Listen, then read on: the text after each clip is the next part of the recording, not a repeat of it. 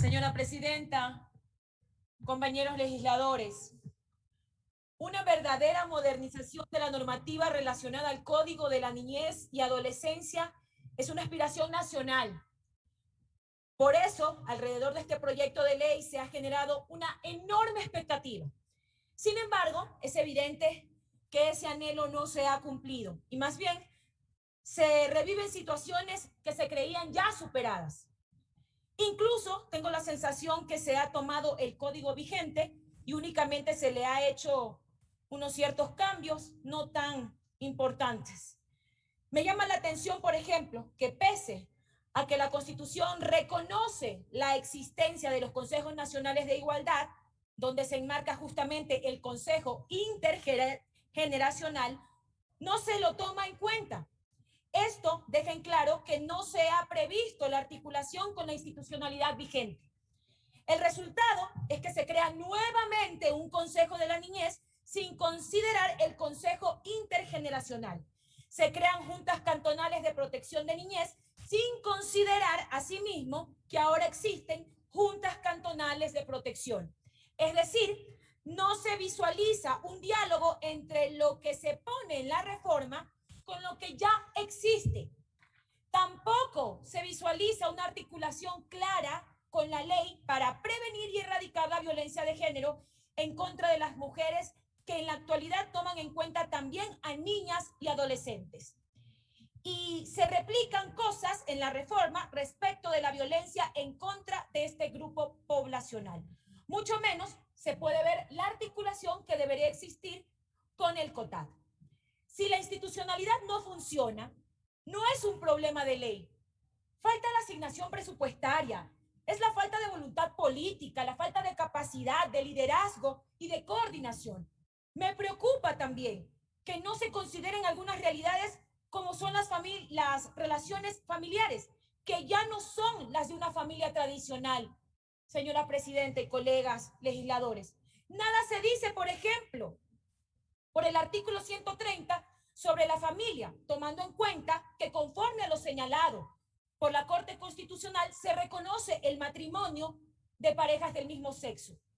Quizás con mucha suerte el artículo permita reconocer cosas como el de Satia, casos como el de Satia, pero casos como vientres de alquiler que no tienen una regulación o reproducción asistida no son consideradas en este proyecto de ley. Otro tema que sigue sin considerar la realidad es el tema de la adopción. Sigue manteniéndose un procedimiento sumamente largo y engorroso, con dos aristas, la administrativa y la judicial. Si bien es cierto, se pone que la preferencia serían para niños de 4 años, hay casos de niños recién nacidos abandonados en condiciones precarias, que pese a estar en condición de adoptabilidad, deben esperar muchos años para ser adoptados porque el Estado está concentrado en hacer que esto ocurra a los 4 años.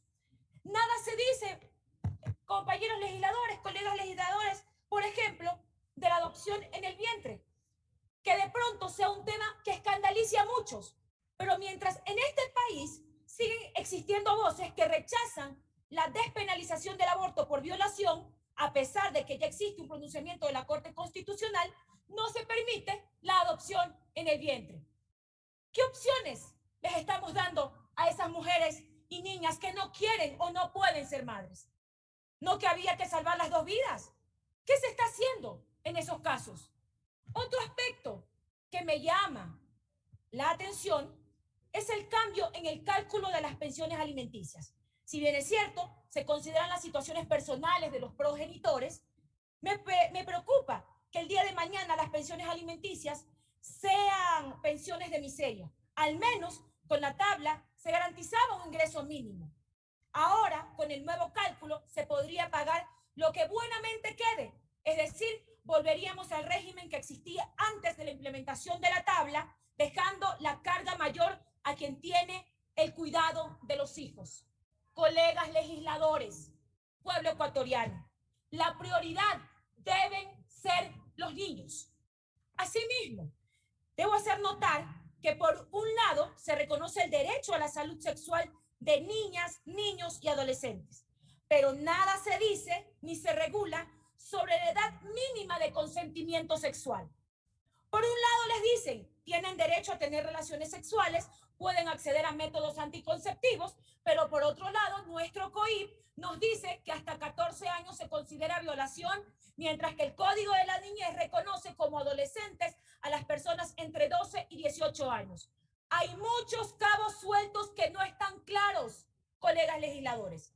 Frente a este escenario, es importante que se dé una vez por todas en el Ecuador y se plantee cuál misma es la edad mínima para prestar el consentimiento. Este es un debate incómodo, lo sabemos, pero debe darse. Es el momento.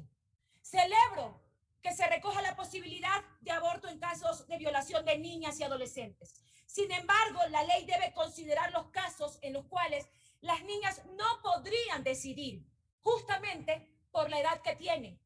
Las experiencias de otros países, principalmente europeos, recogen que en casos, por ejemplo, de niñas de 10 años embarazadas, se debe practicar el aborto necesariamente porque no es posible que una niña de esa edad pueda ser madre. Además del trauma que ha vivido por la violación, se le exija decidir si quiere o no ser madre. En estos casos, el aborto se lo realiza por un tema estrictamente de salud. Debemos entonces pensar que en esos casos de niñas menores de 12 años, esta lógica debe ser la regla. Caso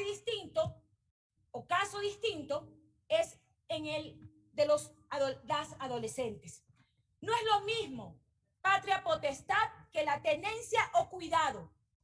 No se considera que son figuras jurídicas distintas.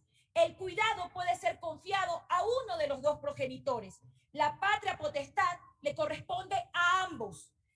Esto es una situación básica prevista en el Código Civil hace varios siglos. Finalmente, me preocupan los plazos y tiempos previstos en las disposiciones transitorias porque no son reales, no se van a cumplir. Debe pensarse en plazos más factibles. Colegas legisladores, las reformas legales deben dejar de ser simples respuestas coyunturales. Debemos proponer verdaderos cambios, incorporación de beneficios reales para el grupo de protección prioritario, que en este caso son los niños, niñas y adolescentes. Esto no se debe votar aún. Hay que recoger las observaciones de las organizaciones, de la sociedad civil, para que podamos hacer en realidad un código que vaya de acuerdo a las necesidades actuales, que se modernice el COPINA. Caso contrario, este será un nuevo intento fallido. Gracias, señora presidenta, colegas legisladores.